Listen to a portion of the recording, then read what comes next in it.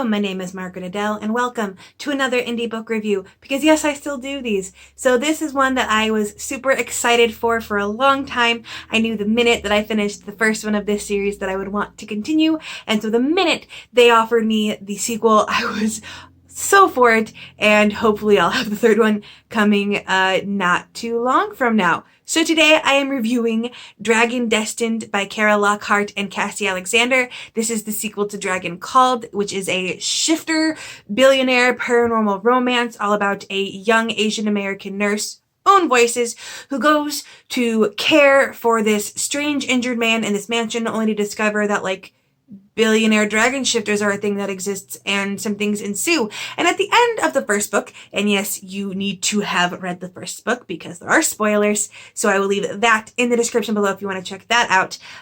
They are kind of on an offbeat. Andy, both for reasons of protecting her heart, and also because everything that Damien does is dangerous, has kind of been no. So they spend a very large chunk of this book separated, and it's one of those catch-22s of a slow burn where it's like, I want them to be together, why aren't they together? But also the slow burn agony is also the feature, and it's very difficult because you want them to be together, and there are a couple of those moments where it was they'll be on the phone or something and something will happen that makes it seem to the other person they don't care, and you're okay. Slightly sitcom-y, but I'll let it slide. The stakes were also increased greatly this time around, whereas the first time it was kind of just a general overview of some struggles. In this case, there was some serious issues with people coming directly at the main characters, which also made it a lot more fun.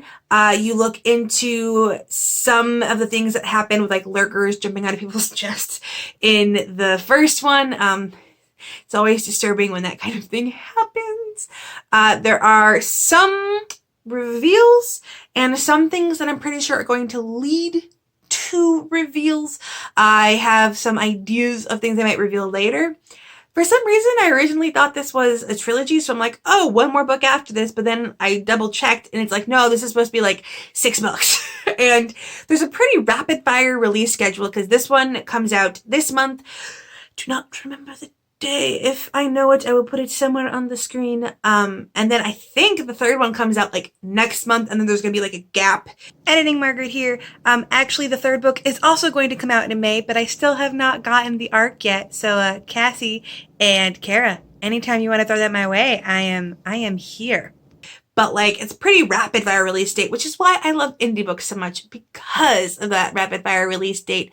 But I also thought this one was not an entirely different take on shifter romances, but slightly different, because in a lot of shifter romances, when you have a male character that is a shifter, and it's almost always a man, the animal inside them tends to be very one-dimensional. And it's kind of strange because in most of these romances with shifters, the animal inside the shifter will be a separate entity. It's not just this person can change forms. It's functionally two beings sharing the same physical space in a weird way. But in most cases, the animal inside the shifter is kind of just there to be I want my mate, and horny. In this case, I thought it was interesting because the dragon inside Damien has other wants and needs, and is needs assurances and is nervous about some things, and you see them come to an understanding about things, because it was a big part of the first book that Damien was nervous that one day he would change into his dragon, and his dragon essentially wouldn't give him his body back. And I thought that was a really cool idea that, again, I haven't seen a lot in shifter romances, despite the fact that they'll all make this shifter part of the character a separate entity. The entity doesn't usually have a lot of physical or crucial things to add to the character, so that the dragon was something separate and also at odds with the, he's not technically human, but that with the other body he shared. added a nice extra level to it. And I'm also really intrigued to see where this goes next. Like I said, some things were revealed. There was a lot of big fight scenes, which I appreciated. And I don't know that it'll be that much of a slow burn moving forward, like romance-wise. I'm not sure. But I am a big fan of slow burns, and they still give the same warning at the beginning where it's like, this is a slow burn romance series. The HEA is yet to come. And so you'll have to wait for some more things to be revealed. I really want something specific to be revealed about Andy, and it might be. There was also a lot of emphasis this time about Andy's struggle, both being Asian American and a woman, and how that affects her outlook on the world and how that plays into her own insecurities and misgivings and wanting to keep herself safe. There's also more of a group dynamic in the rest of the group that Damien works with, which was kind of there in the first one, but is there a lot more in this one. And I'm trying to remember, because there's another female character named Mills, who is this witch that was cursed to never be able to tell a lie. And I can't remember if she was in the first one. And usually, like, randomly adding a character and being like, JK, this character was here the whole time, isn't always my favorite, but I liked the character enough that I didn't mind it too much. I especially didn't mind the fact that, like, she accepts Andy's Andy's existence, or Andy coming into the group well. Like, there's no insta girl hate, which I didn't think there would be with these authors, because the rest of the book is fairly, it feels kitschy to say woke, but that's the only word that comes to mind. So I didn't think there'd be any insta girl hate, but in general, I am a big fan of this series, and not just because that kitschy paranormal romances are like all I want to read right now, even though that definitely plays a part. Like, I was literally looking for any review book that was a kitschy paranormal romance to read, because I just could not get review books read, and I knew what I wanted to read, so I'm like, I'll try to find a review book that is this. And when I finally found this, I was like, yes.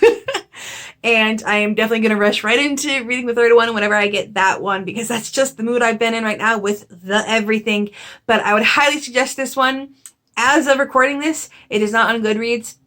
Like the first one, this again shows how much I love this book and this series, that I am willing to read a book without it counting towards my Goodreads challenge. But hopefully that'll be up soon, because I want to update my Goodreads.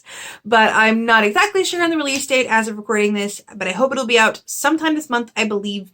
And then there will be more to come, I believe, next month as well. So be on the lookout for that. Once again, like last time, I mentioned one of the authors of this book is a nurse, and is a nurse during the everything. So definitely, when this book is released, head out and purchase this, or purchase the first one now as you're watching this. If you're one of those people that watches reviews for the sequels to books you haven't read, go purchase that one, because girlfriend could use some good news with all the work she has to do lately. So, all in all, I gave this book 5 stars. Good, kitschy, schlocky, paranormal romance, fun, it knows what it is, and it revels in it. And if you like this kind of thing, you should definitely continue reading the series. And if you are an indie author and are interested in a review like this one, please send me an email. I will have my email down in the description below. I will also have my review policy down there. Please give that a read through. It answers a lot of questions and saves us a lot of time. And with nothing else to say, I hope you have a wonderful day and a marvelous tomorrow.